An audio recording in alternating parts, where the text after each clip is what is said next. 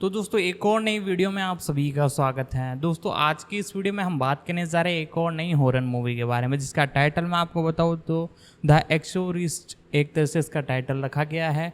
और ये इस यूनिवर्स के अंदर एक और नई मूवी है। इससे पहले भी इसके कई पार्ट आ चुके हैं और ये इसका अगला पार्ट है, जो कि अभी हाल ही में आपको सिनेमाघरों में देखने को मिलने वाला है। दोस्तों आज की इस वीडियो में हम इसी मूवी के बारे में बात करने जा रहे हैं। इसकी सारी डिटेल बताएगी, इस यूनिवर्स के बारे में बताएगी और क्या स्टोरी आपको इस मूवी की देखने को मिलने वाली है, यानी इससे रिलेटेड आपको सारी कुछ जानकारी आपको देने वाला है। इसके pre production, casting, releasing, OTT right, satellite right, TV right और कब तक ये आपको इन OTT प्लेटफॉर्म पर देखने को मिलेगी, सारे कुछ जानकारी मैं आपको बताने वाला हूँ। तो चैनल पर नहीं हो तो चैनल को सब्सक्राइब कर ले, बेल आइकन दबा के इसे ऑल पर सेट कर ले। दोस्तों इसके बारे में अब बेसिक डिटेल से जानना चालू करते हैं। तो नमस्कार दोस्तों, एक बार फिर से स्वागत है आपका हमारे यूट्यूब चैनल तड़का मीडिया में। आज हम जिस मूवी के बारे में बात करने जा रहे हैं उसका नाम है एक्सोर्सिस्ट बिलीवर। यह एक 2023 की अमेरिकन अलौकिक हॉरर फिल्म है जो डेविड गॉर्डन ग्रीन द्वारा निर्देशित और स्कॉट टिम डैनी बाइटन ग्रीक की कहानी से ग्रीन पीटर सैटलर द्वारा निर्मित है। द एक्सोर्टिक फ्रेंचाइजी की ये छठी पार्ट है। यह 1973 की मूल फिल्म की सीधी अगली कड़ी के रूप में काम करती है। फिल्म में एलन बर्स्टिन और Lady Odom junior, and Dowd, Jennifer Nettles, Norbert Leo Woods, Leo Dwight और ओलिविया मार्कम अपनी पहली फिल्म में है क्रिस मैकलिन के रूप में फिल्म में अपनी भूमिका दोहराते हुए। जेसन ब्लम अपने ब्लम हाउस प्रोडक्शन बैनर के माध्यम से डेविड सी और जेम्स सी रॉबिन्सन के साथ अपने मॉर्गन क्रीक एंटरटेनमेंट बैनर के माध्यम से कार्यकारी निर्माता ग्रीन और मैकब्राइड के रफ हाउस पिक्चर के सहयोग में निर्माण करते हैं। यूनिवर्सल पिक्चर ने फिल्म की एक नई त्रयी लॉन्च करने के इरादे से जून 2021 में 400 मिलियन के वितरण अधिकार हासिल करने के लिए पिकॉक के साथ सहयोग किया है। मुख्य फोटोग्राफी जो सिनेमेटोग्राफी है नवंबर 2022 से और मार्च 2023 के बीच में शुरू हुई। द एक्सोर्टिक बिलीवर संयुक्त राज्य अमेरिका में 6 अक्टूबर 2023 को नाटकीय रूप से रिलीज की गई। फिल्म में आलोचकों से आमतौर पर नकारात्मक समीक्षा मिली। डिसीवर नामक सीक्वल अप्रैल 2025 में रिलीज होने वाली है। इसमें दिखाया गया है कि राक्षसी रूप से ग्रस्त लड़कियों के माता पिता मदद के लिए बेताब एकमात्र जीवित व्यक्ति की तलाश करते हैं जिसके समान अनुभव हो। क्रिस मैकलिन ने ये करा है। दोस्तों इसके डायरेक्टर की बात कर लेते हैं हम। निर्देशक की डेविड ग्रॉनगिन है। पटकथा जो इसकी स्टोरी लिखी है पीटर सैटलर, डेविड गॉर्डन ग्रीन, और इसकी स्टोरी है stock teams ड्रेनी McBride, डैनिन Gordon green, William पैटरपोली द्वारा पात्र पर ये आधारित है। इसका जो प्रोडक्शन है James Blum, David C Robinson, James B Robinson. अभिनीत बताऊँ तो Lemmy Odom junior, and Dowd, Jennifer Nettles, Norbert Leo Woods, Lydia Dwight, Olivia Mark और एलन बर्स्टिन द्वारा किया गया है। जो इसकी स्टार कास्ट है ये मैंने बताया, अभिनीत इन्हें भी बोलते हैं। इसकी जो छायांकन बोले तो सिनेमेटोग्राफी है माइकल स्मिडन्स और टिम्स अल्वर्स द्वारा संपादित है। संगीत इसको दिया है डेविड विगो, अम्मान अब्बासी ने इसको संगीत दिया है। प्रोडक्शन कंपनियां ब्लम हाउस प्रोडक्शन है, मॉर्गन क्रीक एंटरटेनमेंट है, रफ हाउस पिक्चर्स है और यूनिवर्सल पिक्चर द्वारा इसका डिस्ट्रीब्यूशन किया गया है। रिलीज डेट 6 अक्टूबर 2023 को संयुक्त राज्य अमेरिका में। इसका 111 मिनट का कार्यकारी समय है। संयुक्त राज्य अमेरिका, भाषा इसकी अंग्रेजी है। इसका बजट 30 मिलियन के साथ था। अब आगे की बात करते हैं दोस्तों इसमें कि इसके कौन कौन से कास्ट हैं उसके बारे में हम बात कर लेते हैं। दोस्तों इसकी कास्ट की बात करें तो एंजिला के पिता विक्टर फील्डिंग के रूप में, लेस्मी ओडम जूनियर, एंड डाउन के रूप में एक नर्स फोर नौसिखिया नन, कैथरीन की मां मिरिंडा के रूप में जेनिफर नेटल्स, टोनी कैथरीन के पिता के रूप में नॉबर्ट लियो वुड्स, विक्टर की बेटी एंजिला फील्डिंग के रूप में लिडिया ड्वेट, कैथरीन मिरिंडा और टोनी की बेटी के रूप में ओलिविया मार्कम, क्रिस मैकलिन के रूप में एलन विटलस एक पूर्व अभिनेत्री, लेखिका और एवन मैकलिन की मां, जिन पर 50 साल पहले भूत सवार था। डॉक्टर बीबी है एक अनुष्ठानिक उपचार के रूप में ओकुई ओकपोवस्ली। डॉन रेवांस एक बैटपिस्ट पादरी और कैथरीन के माता पिता के करीबी दोस्त के रूप में राफेल सवर्गे। स्टूडर्स के रूप में डैनी मैकार्थी एक पेटेकेस्ट्रल ऑब्सेक्स और विक्टर के पड़ोसी। एक विद्रोही फादर मेडेक्स के रूप में ईजे बोनीला। विक्टर के मैथपक्षी सोरेने फील्ड के रूप में टैंसी ग्रेजर। दोस्तों इसके प्रोडक्शन की बात करूं तो इसको अगस्त 2022 में यह बताया गया था कि Morgan Creek Entertainment the Exorcist franchise की एक नई किस्त का निर्माण करेगा। स्टूडियो द्वारा 2021 की एक अस्थायी नाटकीय रिलीज विंडो की योजना बनाई गई थी। स्लेश फिल्म के बैन प्रियसन ने कहा था कि स्टूडियो में पहले कहा था कि वह द एक्सोर्टिस्ट का रिमेक्स बनाने का प्रयास कभी नहीं करेगा, लेकिन आगे बढ़ने से पहले वह अपने पुस्तकालय की शीर्षकों में मूल रचनाकारों का आशीर्वाद भी प्राप्त करेगा। इसकी कुछ ऐसा करके उन्होंने कुछ नई प्रविष्टियां बनाई। दिसंबर 2020 में यह स्पष्ट किया गया था कि जो इसका प्रोडक्शन है परियोजना के मूल फिल्म की अगली कड़ी में होगा, जिसमें डेविड गॉर्डन ग्रीक के निर्देशक के रूप में काम करने के लिए शुरुआती बातचीत में थे। जेम्स प्लंट जेम्स रॉबिन्सन निर्माता के रूप में काम करते हैं। जुलाई 2021 में यह बताया गया था कि सीक्वल की एक नई त्रयी समवर्ती के रूप में विकास में थी और ग्रीक को नई किस्तों में से एक पहली को निर्देशित करने के लिए काम पर रखा गया था, एक स्क्रिप्ट से जिसे उसे पीटर सेडल के साथ सह में लिखा था। एक मूल कहानी जो स्कॉट टेम्स और डैनी मैकब्राइड के साथ मिलकर लिखी थी। ग्रीक मैकब्राइड्स कोपोला सैमुअल और स्टेफनी एलन कार्यकारी निर्माता के रूप में कार्य करें। मॉर्गन क्रीक एंटरटेनमेंट से श्रृंखला अधिकार प्राप्त करने से पहले लेखक टीन और ब्लम ने 2020 की शुरुआत में जूम पर कहानी तैयार करने के लिए बिताया। ये परियोजना यूनिवर्सल पिक्चर वितरण के साथ ब्लम हाउस प्रोडक्शन और मॉर्गन क्रीक एंटरटेनमेंट के बीच संयुक्त उद्यम निर्माण है। यूनिवर्सल ने कुल 400 मिलियन के वितरण अधिकार खरीदारी के लिए पिकॉक के साथ सहयोग किया। त्रयी के 2 भाग और 3 को संभावित में और विशेष फिल्मों के रूप में चुना गया। अक्टूबर 2021 तक ग्रीन ने सभी 3 फिल्मों का दर्शन करने का इरादा व्यक्त किया गया। बाद की 2 फिल्मों में स्क्रिप्ट की रूपरेखाएं पूरी कर ली गई, जो सैटलर के साथ सह लिखी गई थी। दोस्तों एलन बस्टीन ने मूल फिल्म में क्रिस्टन बैकलिन के रूप में अपनी भूमिका दोहराई है, जिसमें लेस्ली ओडेम जूनियर ने एक पिता की सह अभिनय भूमिका निभाई है जो अपने बच्चे की मदद करने के लिए क्रिस का पता लगाती है। And out Lydia Jett, Olivia Arkan और ओले ओकापोक वालिसी को भी कास्ट किया है। राफेल सर्वर्ग ने एक पादरी के रूप में कलाकारों में शामिल हुए हैं। जेनिफर नेटल्स की फिल्म में प्राथमिक भूमिकाएं हैं। 2022 की शुरुआत में बस्टिसन ने कहा कि उन्होंने फिल्म में अपने हिस्से का निर्माण पूरा किया है।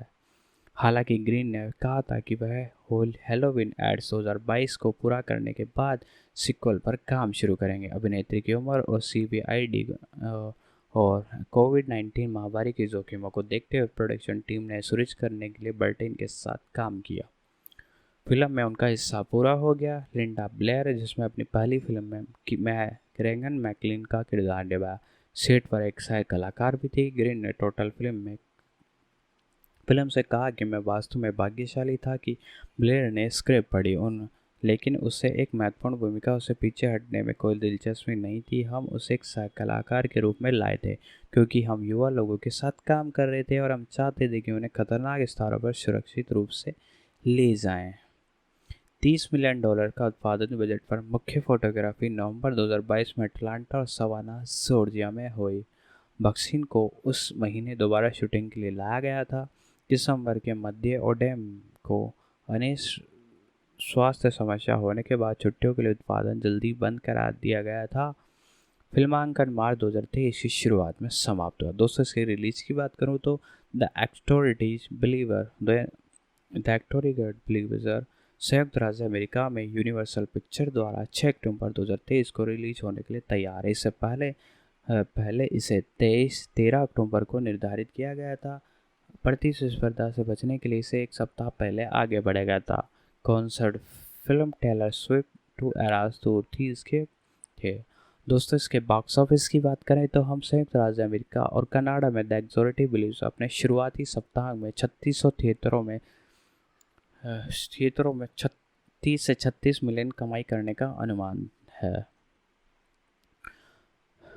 और 6 अक्टूबर 2023 को ये रिलीज होगी, यानी कल के ही दिन ये रिलीज होने वाली है। इसका पूर्वांकन तो काफ़ी अच्छा है, इसके बजट के अकॉर्डिंग तो बहुत ही शानदार है। अब इसकी आलोचनात्मक पर्याय बताऊँ तो समीक्षा एग्रीगेटर वेबसाइट रोटन टॉमेटोज़ पर 86 आलोचकों में से 23 समीक्षाएं सकारात्मक है, जिसकी औसत रेटिंग 10 में से 4.7 है, जो कि बहुत ही कम है। ये एक एवरेज से लोअर को दिखाता है, lower.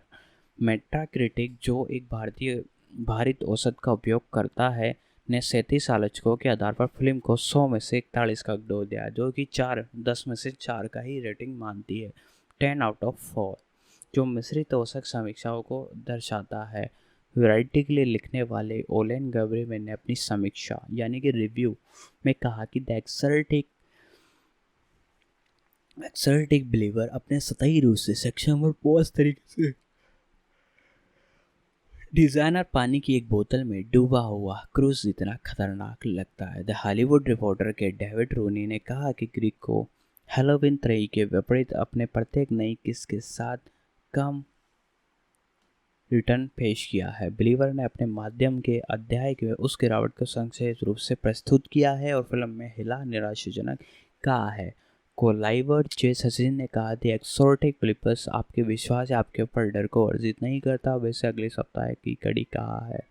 US today brown today में फिल्म के 4 में से 3 अंक दिए। उन्होंने बॉस्टन के समिट स्क्रीन पर उल्लेख करते हुए लिखा कि ओडेम को उस समय के बर्टेन की तुलना में अधिक सशक्त चरित्र मिलता है, जबकि उसकी वापसी कहानी उतनी अभिन्न नहीं है जितनी कि जेमी ली कर्टेन्स रिबूट किए गए हैलोवीन में थी। क्रिस की उपस्थिति बिलीवर की कथा में आवश्यक वजन जोड़ता है।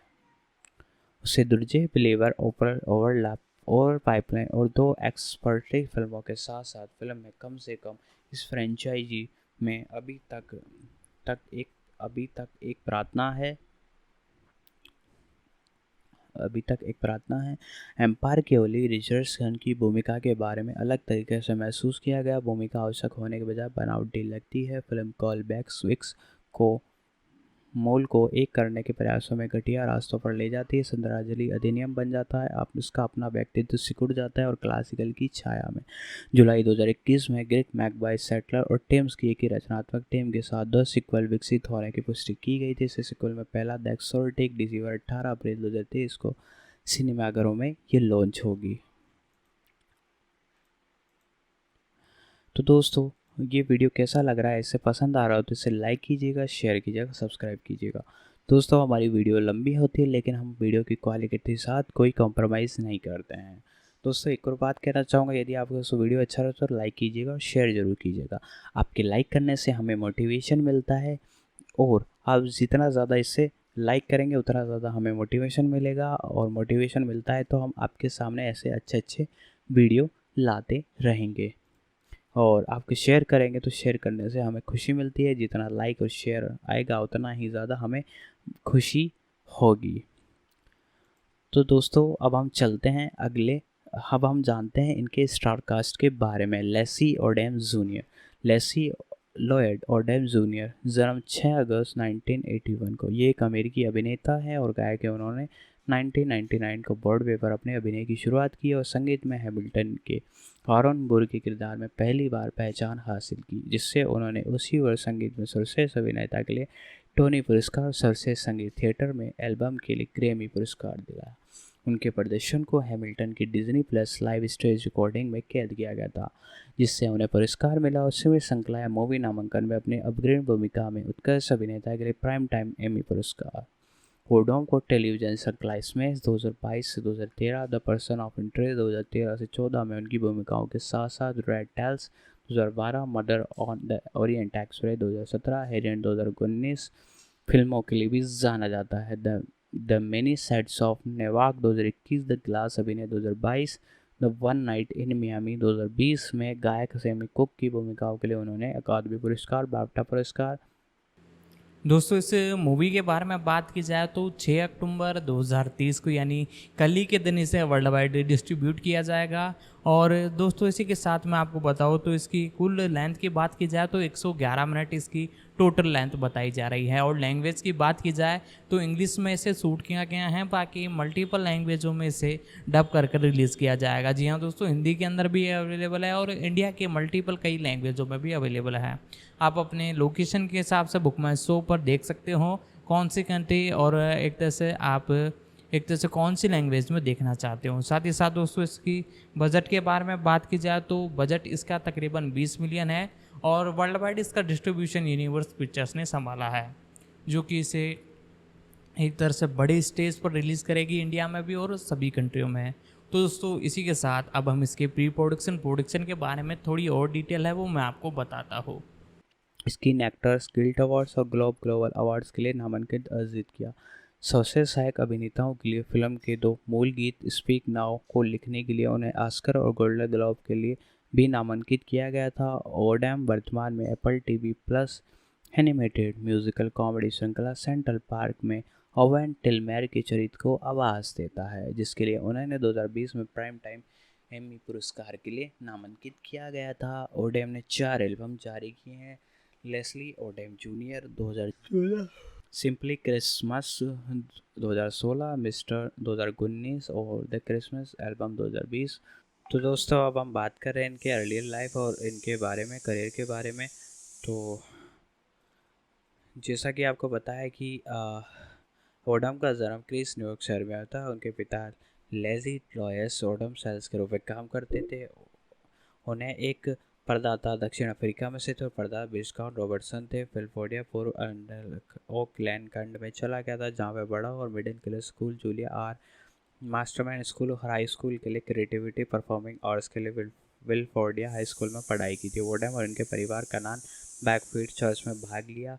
फिलडॉग का जर्मन टाउन खंड, जहाँ उन्होंने चर्च गायक मंडली में एक गाना गाया और उन्होंने पेंसिल्वेनिया पिट्सबर्ग कनेनी मैन विश्वविद्यालय में सम्मान के साथ डिग्री हासिल की। फिर 2003 में गर्मियों में लॉस एंजलिस चले गए।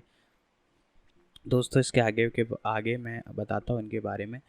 तो इनका जैसा मैंने आपको बताया कि लॉसी लाइट ओडेम जूनियर का नाम है। 6 अगस्त 1981 को इनका जन्म हुआ था। इस हिसाब से इनकी उम्र 42 ईयर्स है। न्यूयॉर्क शहर यूएसए के रहने वाले हैं। कांग्रेस मेलन विश्वविद्यालय BFS से इन्होंने शिक्षा प्राप्त की। व्यवसाय अभिनेता गायक है। 1998 में वर्तमान में अभी ये वर्क करते आ रहे हैं। जीवन साथी निकोलस रॉबिन्सन M 2012, बच्चे 2 हैं। वेबसाइट है इनके बारे में और जानना है तो इनका नाम है लेल्सी लोएम ओडम जूनियर .com वेबसाइट का नाम है, जहां पर जाकर इनके बारे में और जान सकते हैं। इनके करियर की बात करूं तो अभिनय करियर में सबसे पहले हम बात करेंगे। ओडम ने बिलफोर्ड एफिया रूट न्यू फ्रीडम रंग थिएटर में भाग लिया गया।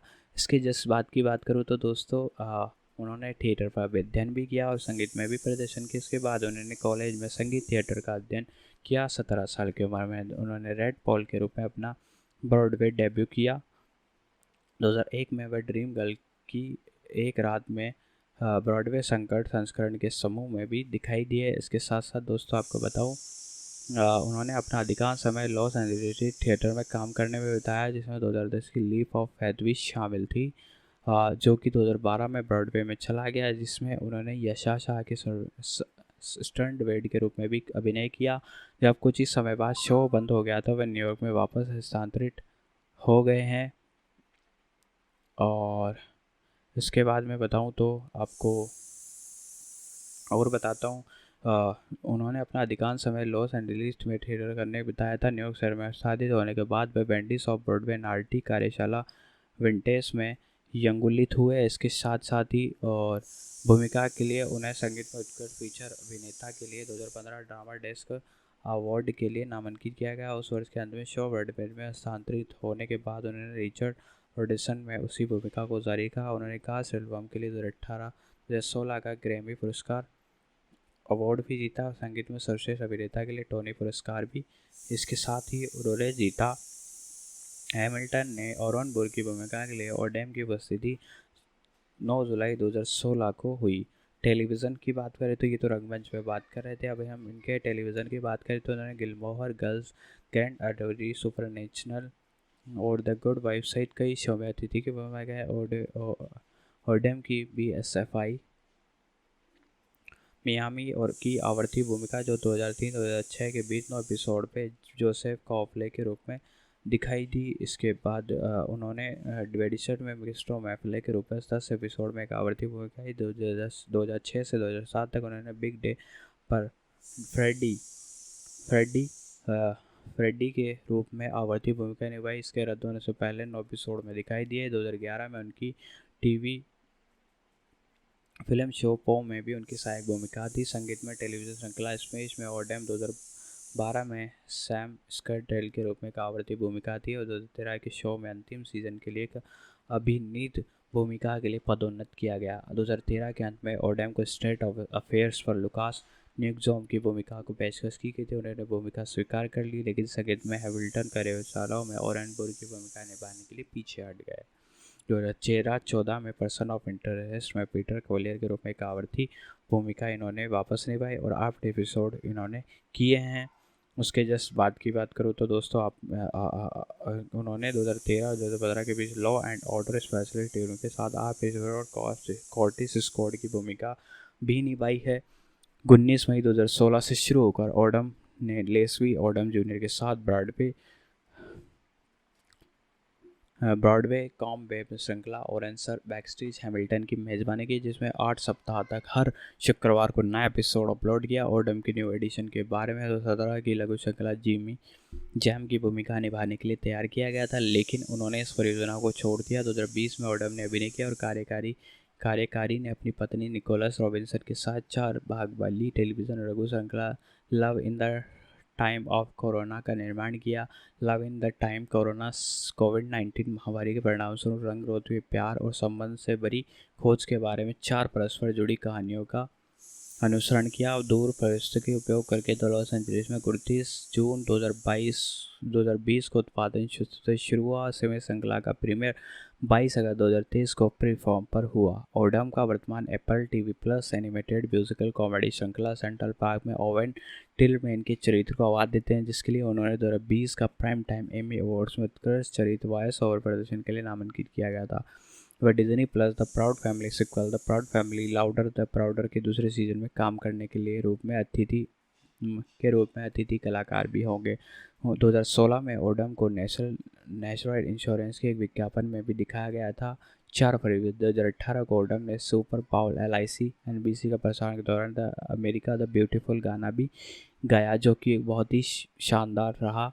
अब इनके फिल्म के बारे में बात करूँ तो उन ओडम लघु फिल्मों में भी दिखाई दिए हैं। 2021 की युद्ध फिल्म रेड टेक्सास में वॉल्टर हाली रूप में सहायक की भूमिका निभाई। उन्होंने बैटकैंग 92 में 2017 में murder on the Orient express रूपांतरण में डॉक्टर अब्रून नॉर्थ की भूमिका निभाई। उन्होंने उन्मूलवादी हैरिंगटन टब्बन के बारे में 2019 की फिल्म हैरिंगटन विलियम स्प्लिट के रूप में अभिनय किया। 2019 में ओडम ने फीटो प्रिंट के साथ पोस्ट कैथोलिक रोमांस और नली में भी अभिनय किया। 2021 में ओडम ने म्यूजिकल फिल्म म्यूजिका इवो के रूप में अपना अभिनय किया, जिसमें ऑस्ट्रेलियाई गायक गीतकार सिया द्वारा सह लिखित और निर्देशित किया गया था। इसे फरवरी 2021 में रिलीज किया गया था। 2020 में ओडम ने रीजना किक द्वारा निर्देशित वन नाइट इन मियामी के फिल्म के रूपांतरण में स्रोत गायक सैम कुक के रूप में लिया गया था, जो 15 फरवरी 2021 को सिनेमाघरों में और अमेजोन प्राइम पर रिलीज हुई थी। कुक का चित्रण और तब से अकादमी पुरस्कार, गोल्डन ग्लोब और SCG पुरस्कार नामांकन अर्जित किया, जिसमें सबसे सहायक अभिनेता और मोशन पिक्चर के कलाकारों को द्वारा उत्कृष्ट प्रदर्शन के लिए अतिरिक्त नामांकन शामिल है। सह लेखक के रूप में सैम ऐश्वर्या के साथ ओडम ने स्पीक नाउ का सह लेखन और प्रदर्शन किया, जिसे 23 फरवरी 2021 को आयोजित होने वाले 78वीं गोल्डन ग्लोबल अवार्ड्स में सर्वश्रेष्ठ मूल गीत के लिए नामांकन भी लिखा।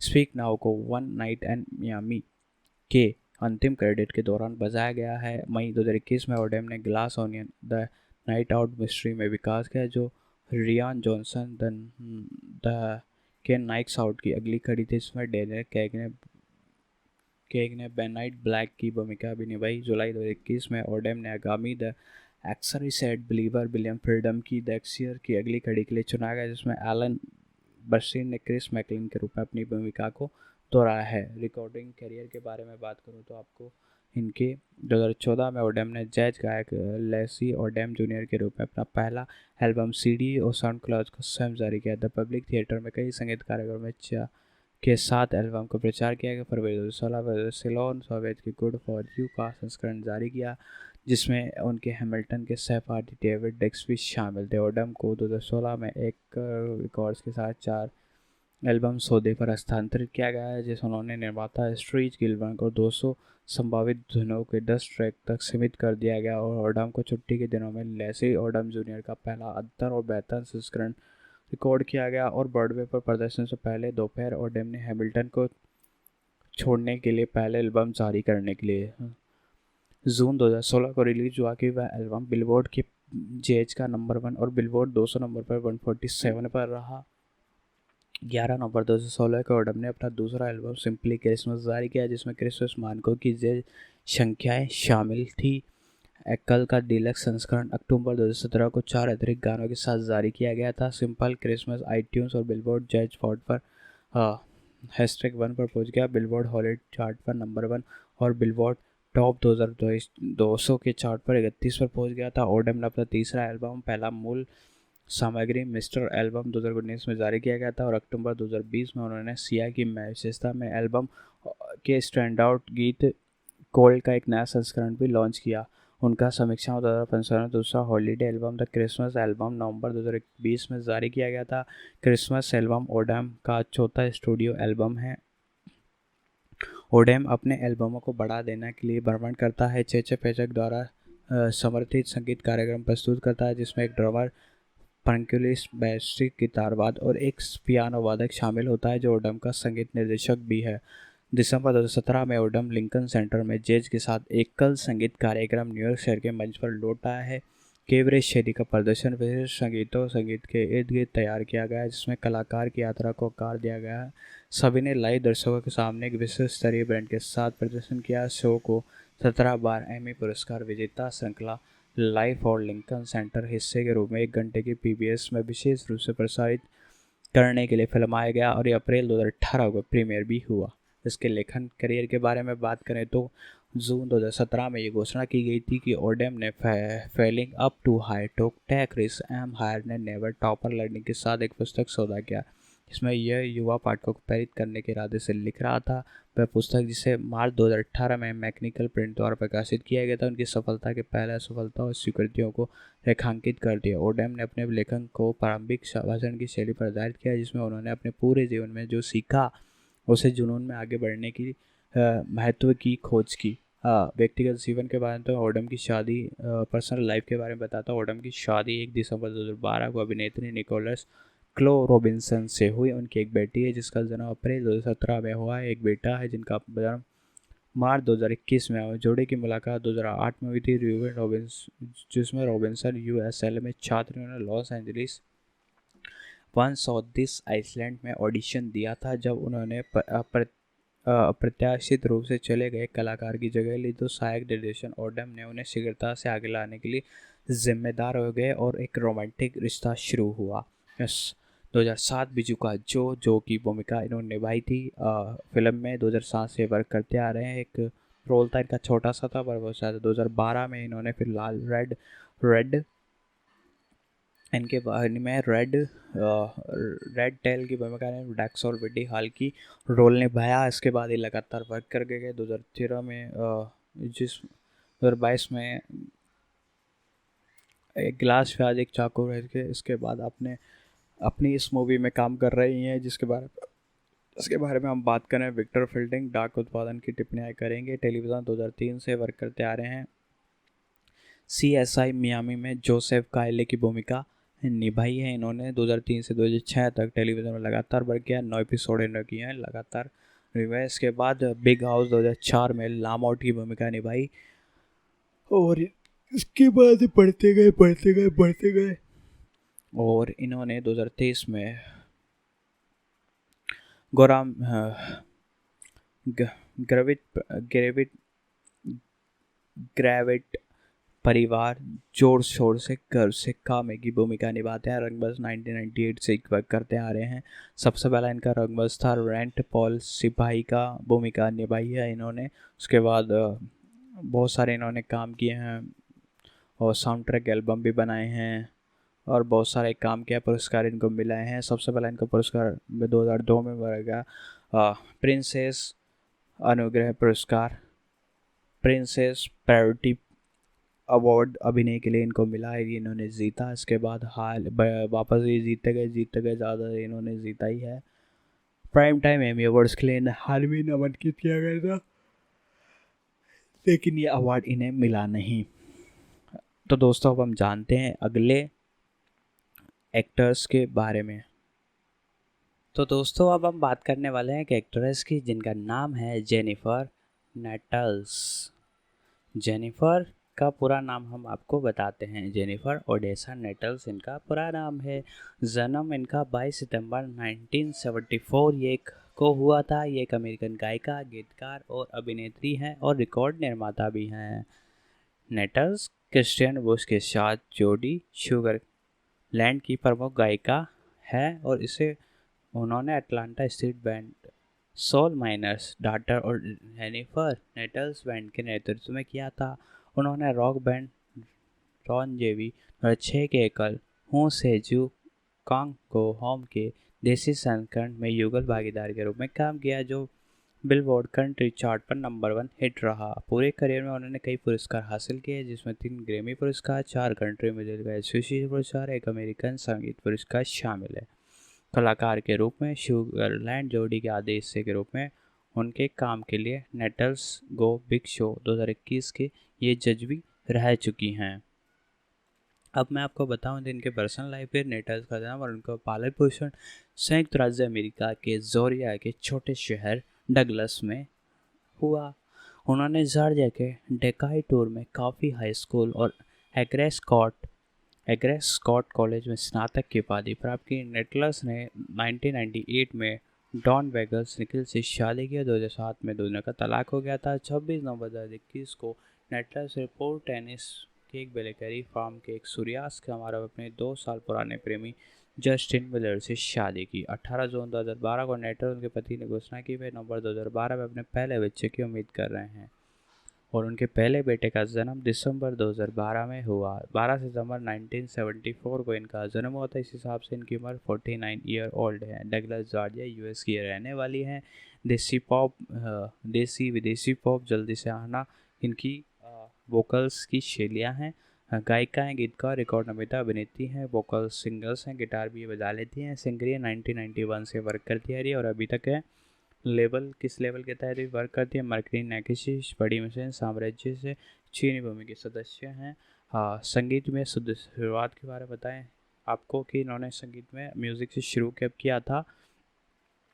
नेटल ने स्कूल असेंबली अपने दक्षिण पेटिबर्ड चर्च समुदाय थिएटर में प्रदर्शन करना शुरू किया। वह 1998 तक जॉर्जिया 4H1 के क्लोवर्स और कंपनी के प्रदर्शन कला समूह की सदस्य बनी।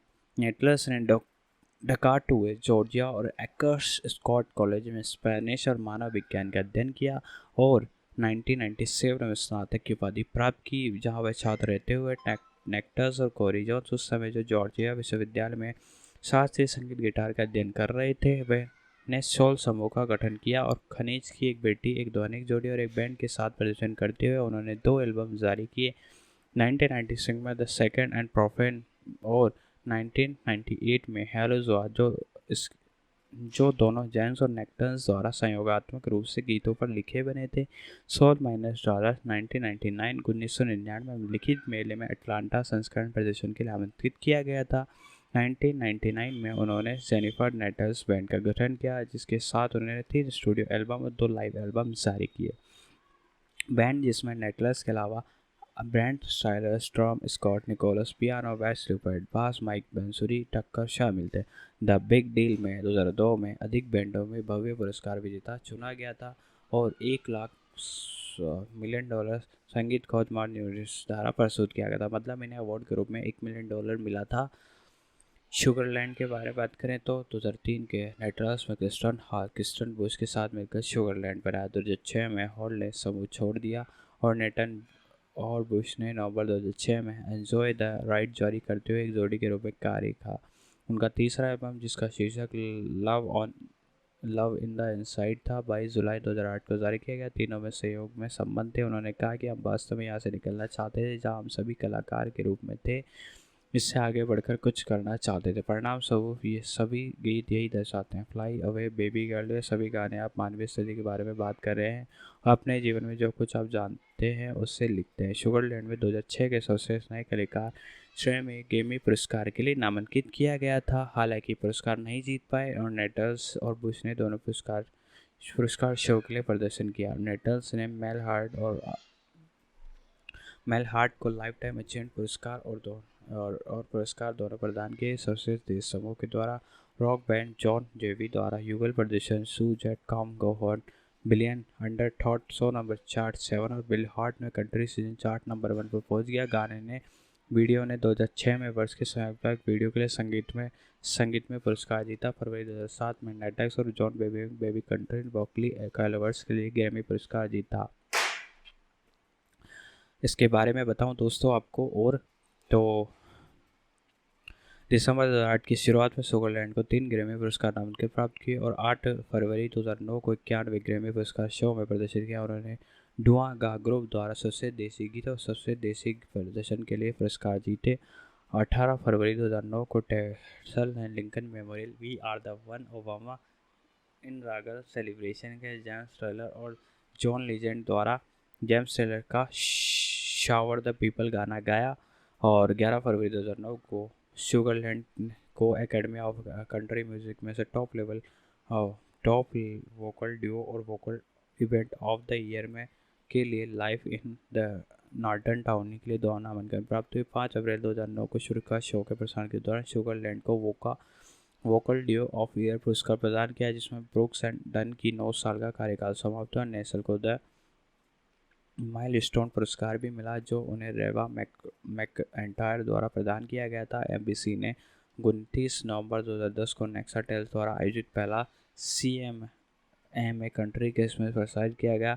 नेटलर शुगरलैंड के पार्टनर क्रिस्टियन वुड ने लिटिल बिग टाउन द्वारा समर्थित विंटर वंडरलैंड में अपने गाने के साथ शाम की शुरुआत की। यह जोड़ी कार्यक्रम के बाद 19 मिनट के विशेष कार्यक्रम में हैं। जिंगल बैक रॉक समूह के भव्य समापन ठीक पहले आओ इमैनुअल प्रस्तुति करने के लिए मंच पर लौटी। 2016 तक नेटल्स कंट्री क्रिसमस का एकमात्र मेजबान था, लेकिन 2017 में शो के लिए उनकी अच्छी जगह रेवा मैकएंटायर ने ले ली। 5 साल बाद के अंतराल के बाद जबकि नेटल्स और बुश ने एकल परियोजना रिकॉर्ड की। शुगरलैंड आधिकारिक तौर पर 2017 में 51वें वार्षिक country musical award association award में फिर से मिला और घोषणा की कि वे एक साथ नए संगीत पर काम कर रहे हैं। उनके छठे स्टूडियो एल्बम बिगर का मुख्य गल स्टिल द सेम 21 दिसंबर 2017 को जारी किया गया था। युगल एम एकल करियर 2009 में Jennifer Nettle Bruce Springsteen के लिए कैनेडी सेंटर्स ऑफ ऑनर्स में और 2011 में नील डायमंड के लिए दूसरी बार प्रदर्शित किया गया। 2012 में नेटल्स ABC गायन प्रतियोगिता में संकलाट एडवेंस में कैली कार्लसन, लॉक लीजेंड और रॉबी थिक के साथ जज के रूप में दिखाई दी। शो को एक सीजन के बाद रद्द कर दिया गया। नेटल्स ने मई 2013 में घोषणा की कि वह एकल एल्बम पर काम करना शुरू करेगी। उनका पहला एकल दैट गर्ल अगस्त में रिलीज हुआ और नेटल्स ने बुक वॉचर के साथ गीत लिखा और रिकी रूबिन ने इसका निर्माण किया। एल्बम का शीर्षक द डेड गर्ल भी है। 14 जनवरी 2014 को ये जारी किया गया था। नेटल्स ने मई में घोषणा की थी कि 4 जून 2014 को नेटल्स ने CMA म्यूजिक अवार्ड में लॉर्ड लीजेंड और हंटर हैंस के साथ ऑल ऑफ मी का प्रदर्शन किया। जुलाई 2015 में नेटल्स और मैकरी मैशवेल का नाता तोड़ दिया गया। इसके बाद नेटल्स में बिग मशीन लेवल ग्रुप के साथ हस्ताक्षर किए गए। नेटल्स ने घोषणा की वे अपनी शुरुआती अभिनय के रूप में दोस्तों ये जो मूवी है डेविड गॉड ग्रेट जो कि आपको देखने को मिली थी 2000 एक तरह से मैं आपको बताऊँ एक के अंदर उसका एक तरह से सीधा अगला पार्ट है, यानी उसका अगला पार्ट आपको ये देखने को मिला है इतने सालों बाद। और इस यूनिवर्स के अंदर एक तरह से 5 या 6ठी मूवी है। इसके बारे में मैं आपको सारी कुछ अपडेट आगे बताऊंगा।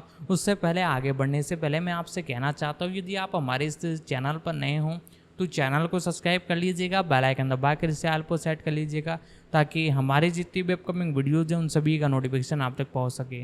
और ज़्यादा से ज़्यादा हो सके तो इस वीडियो को अपने दोस्तों तक भी शेयर करने की कोशिश कीजिएगा ताकि हम भी उसे देख पाए।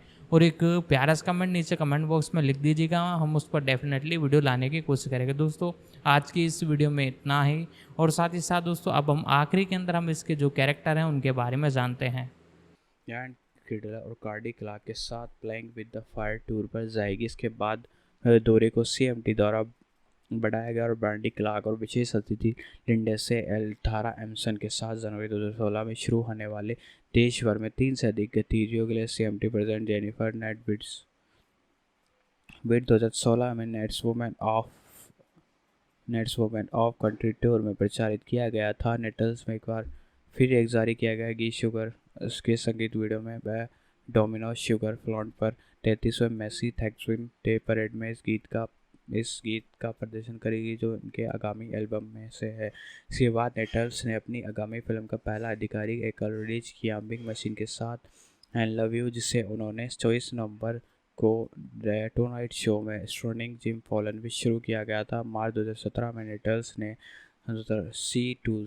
सी टू कंट्री फेस्टिवल में अपना अंतर्राष्ट्रीय एकल डेब्यू किया। उन्हें लगातार 6 वर्षों तक उन्होंने ABC द्वारा सेम कंट्री क्रिसमस की मेज़बानी की है। 2018 में उन्होंने जेनिफर नेटल्स ने जॉन ग्रोवन के साथ उन्होंने बीजेस और बीजेस लाइव एल्बम में ग्रोवन लिखित गीत 99 ईयर्स के साथ युगल गीत लिखा। दिसंबर 2019 में नेटल्स ने बिग मशीन रिकॉर्ड के साथ अपना एकल सौदा समाप्त कर दिया, लेकिन उनकी जोड़ी सुपरलैंड ने बिग मशीन के साथ एक विशेष समझौते पर हस्ताक्षर किए। 9/11 हमले की 16वीं वर्षी के अवसर पर नेटल्स ने किंग ऑफ द सिटी नाम पर एक गीत जारी किया जो एक प्रवासी की कहानी बताता है कि त्रासदी के दौरान हम अपनी जान गंवा दी। ट्रैक के बारे में नेटल्स ने कहा कि जब मैंने ये गीत लिखना शुरू किया था तो बहुत समय हो गया था, लेकिन इसे पिछले वर्ष ही मैंने समाप्त कर दिया है। इस समय हमारे देश में चल रहे राजनीतिक तनाव से मैं प्रेरित हूँ। मैं इसे मानवीय बनाना चाहती हूँ। अमेरिका में कहानी के रूप में प्रवासी कहानी और लोगों के समाचारों में अपने समुदाय में जो कुछ देखने को मिल सकता है या नहीं, इसके अलावा एक अलग कथा की अनुमति मिलती है। अब इन्हें अभिनय करियर के बारे में बता देता हूँ आपको इनके। तो दोस्तों नेटल्स से अपने अभिनय की शुरुआत NBC television film Dolly Parton coat of many colours टॉल ऑर्टन की मां की भूमिका से की थी। इनका प्रीमियर 10 दिसंबर 2015 को हुआ था और डॉली पार्टन की अगली कड़ी Christmas of many colours circles of love में अपनी भूमिका दोहराई वापस, जिसका प्रीमियर 30 नवंबर 2016 को हुआ था। फरवरी 2015 में नेटल्स शिकागो में ब्रॉडवे कलाकारों से शामिल हो गई, जहां उन्होंने सीमित भागीदारी के लिए रॉक्सी हार्ट की भूमिका निभाई। अप्रैल 2016 में LWG अमेरिका की हिट श्रृंखला अंडरग्राउंड में उनकी भूमिका थी। उनकी भूमिका पत्नी और मां की थी जो मानसिक रोगी बन गई। 2019 के बाद रेटल्स HBO पर डार्क कॉमेडी श्रृंखला। और इसके साथ ही आपको बताऊं कि राइटेंस सिनेमैटिक काल्पनिक दक्षिण इंजली परिवार के मृतक कुलमाता फ्लैशबैक के रूप में भी चित्रित हुई।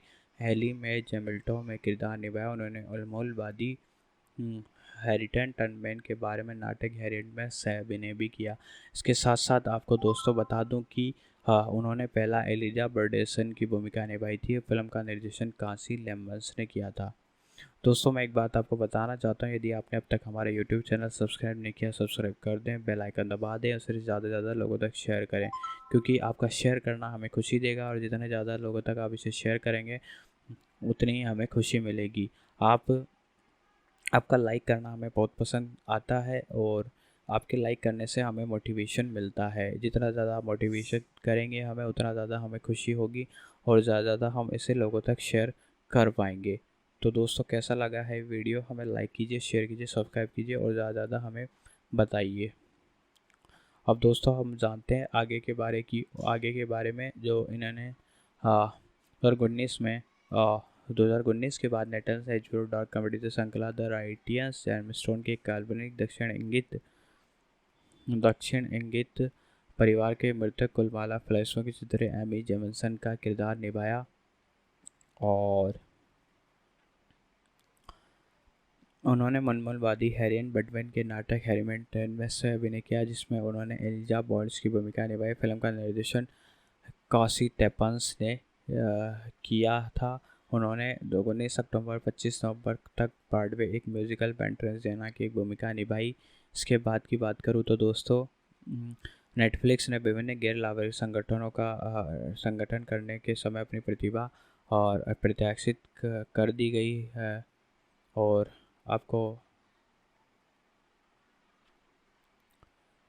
चेटाई से लंबे समय तक शोलेम फाउंडेशन के समर्थक भी रही हैं और इससे ज़्यादा और इन्होंने उसे ज़्यादा से ज़्यादा लोगों तक पहुंचाने की कोशिश की है। और 2008 में उन्होंने कॉमन थ्रेड लॉन्च किया था। इसके बाद आपको मैं बता दूं कि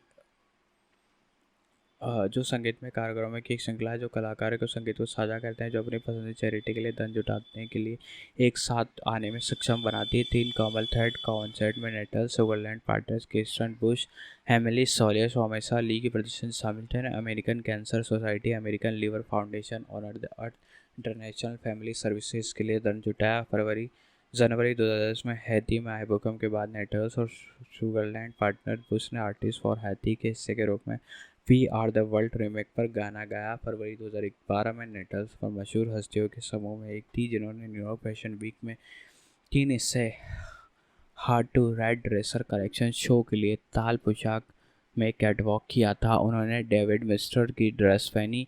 नवंबर 2021 में नेटल्स में हॉट पिंक के साथ क्रिश्चियन सियार डिज़ाइन पहनकर CMA अवार्ड्स में भाग लिया। ट्रेंड में हेलिस में जहरी द्वारा पेंट की गई भित्ति चित्र पेंटिंग थी और एक संदेश लिखा था कि हमारे अब शब्द रिकॉर्ड चलाए गए, कुछ कृपया और धन्यवाद पीछे लिखा था समान खेलें। नेटल्स का संगठन देसी संगीत रेडियो स्टेशनों पर महिला कलाकारों समान रूप से खेलने का समय नहीं देने के विरोध में था। 2020 में CATM म्यूजिक अवार्ड्स में उनकी पहली CMT इक्वल प्ले अवार्ड के साथ समान खेल की लड़ाई की उनकी सक्रियता को पहचाना गया। बहुत सारी ये वर्क करती आ रही हैं। ये 1991 में ये स्टूडियो डेमो देती हैं। इसके बाद स्टूडियो एल्बम 1996 में निकला और इसके बाद सबसे पहला एल्बम का नाम था प्योर एंड प्योर। फिर हलीलू है 1998 में। उसके बाद आपकी हड्डियों की कहानी योर बॉर्न स्टोरी 2002, ग्रेविटी आया था 2002 में। इसके बाद 2002 में रिवाइंड आया। इसके बाद ये वर्क करती गई और इनको है ना 1990 में लिटिल फेयर ध्वनिक प्रतिभा खोज विजेता लॉय मॉन्सेंट डॉटर का अवार्ड मिला। इसके बाद इनको अवार्ड मिला 2007 में ग्रैमी अवार्ड। इसके बाद 2001 में, 5 में, 7 में, 8 में और इससे हाल ही 2011 में उन्होंने country musical association award Sugarland ने vocal duo of the year जीता। समेकर CMT म्यूजिक अवार्ड 2020 में इन्होंने इक्वल प्ले अवार्ड भी जीता। इसके बाद 2015 में इन्होंने 2015 में जॉब करना शुरू किया था, तो फिल्म करना शुरू किया था। तो इनकी पहली फिल्म थी 2015 में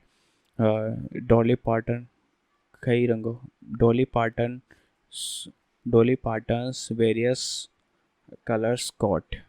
एवी ली पार्टन की भूमिका निभाई। इन्होंने टेलीविज़न फिल्म थी ये। इसके बाद TV सीरीज थी सॉरी है। इसके बाद 2016 में डॉली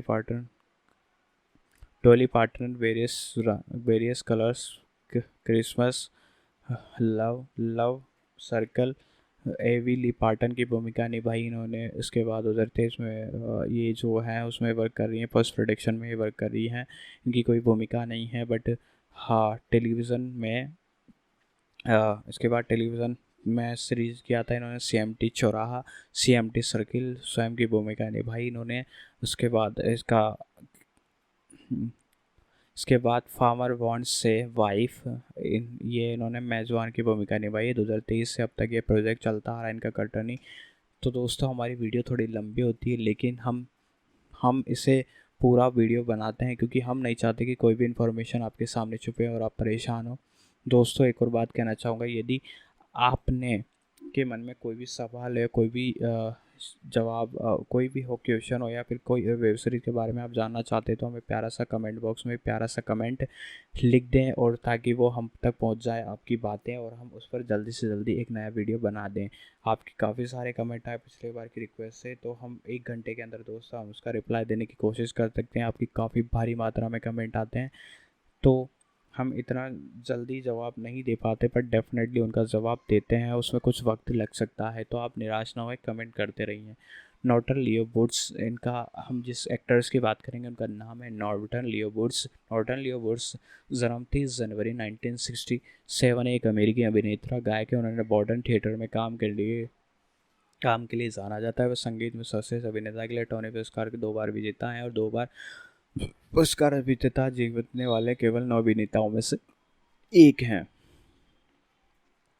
इनके अर्लियर लाइफ और पर्सनल लाइफ के बारे में भी बात कर लेते हैं। वुड्स का जन्म 30 जनवरी 1967 को सेंट लुइस मिसोरा में एलन नी मॉरिसी और नॉर्टन वुड्स के पुत्र के रूप में हुआ था। उनका पालन पोषण एक मध्य परिवार में हुआ था। उनके माता पिता कट्टर कैथोलिक थे। वह 11 बच्चों में से 7वें उनका नाम उनके पिता के नाम पर रखा गया, नॉबर्ट लियो वुड्स।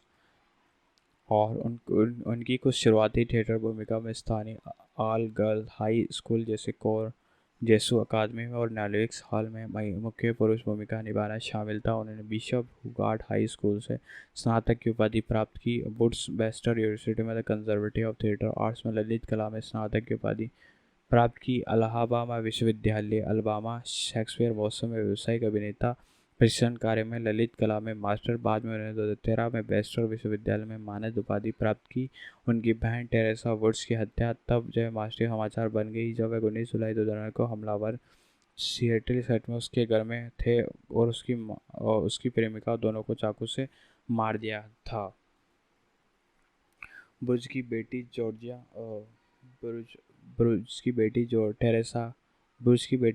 टेरेसा का जन्म 2 जनवरी 2022 को था। बुर्ज अपनी पिछली शादी से 2 बेटे थे, क्लारा और मैगी और डेविस। दोस्तों मैंने जैसा कि आपको बताया 30 जनवरी 69 को इनकी ये जन्म हुआ था। इस हिसाब से इनकी उम्र 56 से होता है। सेंट लुइस मिसौरी यूएसए के रहने वाले हैं। शिक्षा इनकी वेबस्टर यूनिवर्सिटी बीएसएफ से हुई, अल्बामा विश्वविद्यालय एमएफ से हुई। ये एक अभिनेता भी हैं, एक्टर्स भी हैं, और एक गायक यानी कि सिंगर भी हैं।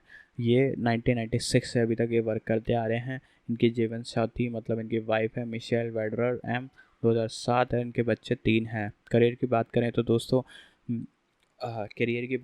मोल्सवैंग डेविड ड्राइवर को जाने के बाद वुड्स ने 1996 में रेड रिफ्लेक्टमेंट स्विंग एक प्रकार की समझ के रूप में अपना ब्रॉडवे डेब्यू किया। वुड्स ने अंततः 1997 में रूजर के रूप में एकल पास्कल की जगह ले ली। अतिरिक्त ब्रॉडवे क्रेडिट में यू शॉल्ट नॉट केमिकल रॉकिन 2001-2002 शामिल थे, जिसके लिए उन्होंने टोनी पुरस्कार का नाम उनके प्राप्त हुआ।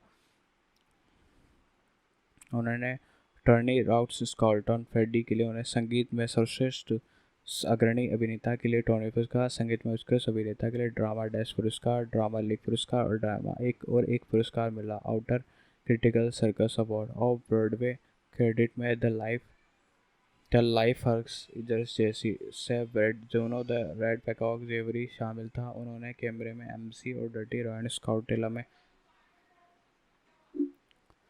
हमें फ्रेंडी के रूप में दौरा किया। बुश की 2 भूमिकाओं में सेवी to Coney Island on the Mission from the God the Big Boy of Friday Born कैकर ड्यू न हैप्पीस हवार्ड फिल्म्स और द वेस्ट ऑफ हीपर जोशिया ब्लैक वेव शामिल है। वुड्स की परियोजना में film Dead in the Real Life Steel कैमरे जूलिया ट्रेवेंचे और डैन कुक के साथ शामिल है, जो अक्टूबर 2007 को रिलीज हुई थी। इस द हिट का विश्व प्रीमियर था। अब तक अप्रकाशित मार्क 2 नाटक जो 9 दिसंबर 2007 को ब्रॉडवे में सैम लुइस थिएटर के रूप में हुआ और ल्यूसेक्स लॉटेक थिएटर 2008 में एंजेलियाबेथ मार्शल के साथ 50 वर्ड्स ऑफ ब्रॉडवे। जनवरी 2008 में ये लोनासिस रव पिक्वल कॉमस मून के रूप में लघु श्रृंखला के रूपांतरण में कैप्चन रिचर्ड किंग के रूप में दिखाई दिए। 23 दिसंबर 2008 को बुश ने डेविड मैकेट और स्पीड द प्लो में जैरमी पिवन की जगह लेने के लिए कदम रखा। स्वास्थ्य समस्या का अनुभव होने के बाद पिवन अचानक और अप्रत्याशित रूप से खेल से बाहर हो गए। बुश ने 13 जनवरी 2009 तक इस भूमिका को संभाला, जब विलियम एन मैसी के नाटक के रूप में शेष भाग में भूमिका निभाई और अप्रत्याशित रूप से खेल से बाहर आ गए। बुश ने 13 जनवरी 2009 तक इसकी भूमिका संभाला और बुश ने 2009 स्प्रिंग सेमेस्टर के लिए ड्रामा विभाग में मैनचेस्टर न्यू जर्सी विश्वविद्यालय में पढ़ाया। और इसके साथ साथ हम आगे की बात करते हैं दोस्तों। उन्होंने episode of the deep and में राउडी कैमरे के साथ अभिनय किया। अप्रैल 9 2010 को वह जेम्स स्किल के रूप में एनरॉन वार्ड में मंच पर लौटा है। टोनी नामांकन के बावजूद नाटकों में टिकट की बिक्री में संघर्ष करना पड़ा।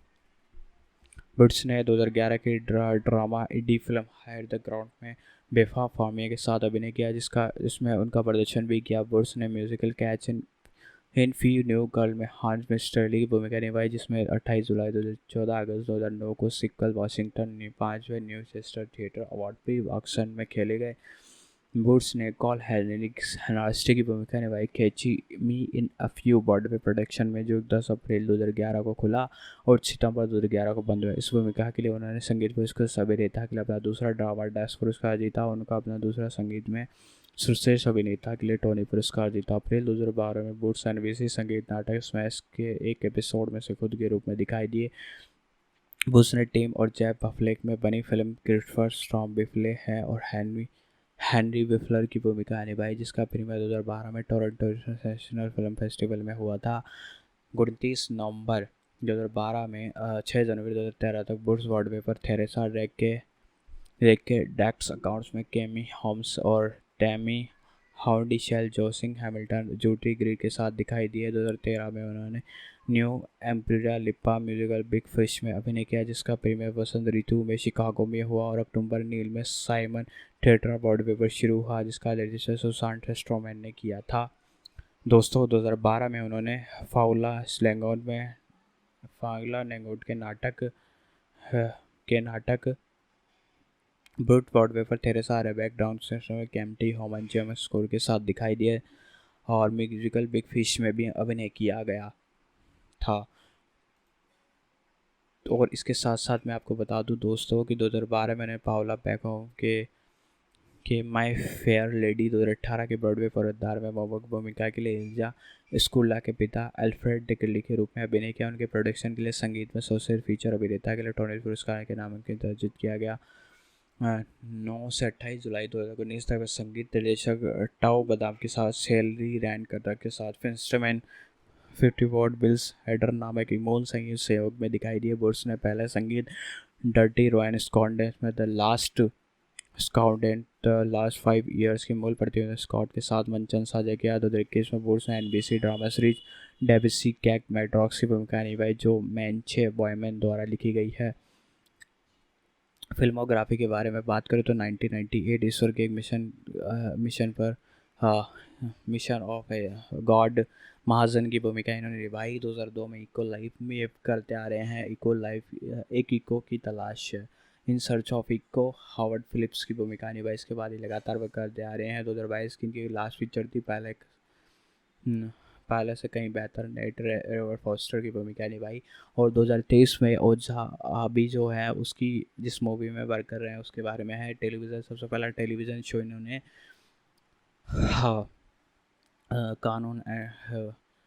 कानून एवं विशेषता विशेष पीड़ित इकाई के लिए किया था, जिसमें जॉन पेनपिक की भूमिका निभाई। और 2022 में प्लेवेंस गर्ल्स काउंड्रिन सहराई की सेकंड भूमिका निभाई। न्याय संगत की टीवी प्राइम सिंगल और यह अभी 2023 में जिसमें काम कर रहे हैं उसमें है।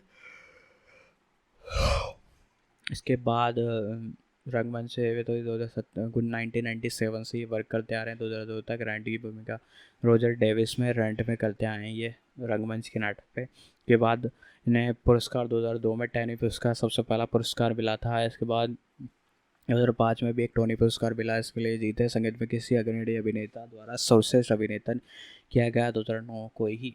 इन्हें हाल ही में लास्ट पुरस्कार 2018 को टोनी पुरस्कार और आउटर क्रिटिक्स सर्कल अवार्ड मिला था। और इन्होंने संगीत में उत्कृष्ट फीचर अभिनेता के लिए इन्होंने मिला था।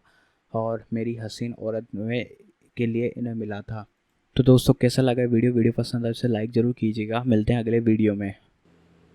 तो दोस्तों आज की इस वीडियो में हम इस हॉरर मूवी के बारे में बात कर रहे हैं और दानन के बाद ये तगड़ा माल आपको देखने को मिला है।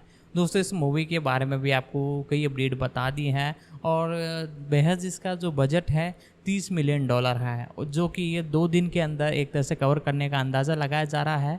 वर्ल्ड वाइड इसका बहुत अच्छा डिस्ट्रीब्यूशन यूनिवर्स पिक्चर्स ने किया है। दोस्तों इसी के साथ जैसे ये OTT पर आती है तो हम एक और वीडियो लेकर आएंगे। और दोस्तों यदि आप हमारे इस चैनल पर नए हो तो चैनल को सब्सक्राइब कर ले, बेल आइकन दबा कर से ऑल पर सेट कर ले, ताकि हमारी जितनी भी अपकमिंग वीडियोज़ हैं उन सभी का नोटिफिकेशन आप तक पहुंच सके। साथ ही साथ दोस्तों एक प्यारा सा कमेंट नीचे कमेंट बॉक्स में लिख दे, और यदि आप इस मूवी को देखने के बाद वीडियो देख रहे हैं तो आप अपना रिव्यू नीचे कमेंट बॉक्स में लिख सकते हैं, ताकि और भी लोग उसे देख पाए और एक तरह से वो भी जाकर इसे देख पाए। साथ ही साथ दोस्तों आज की इस वीडियो में इतना ही, मिलते हैं अगले वीडियो में।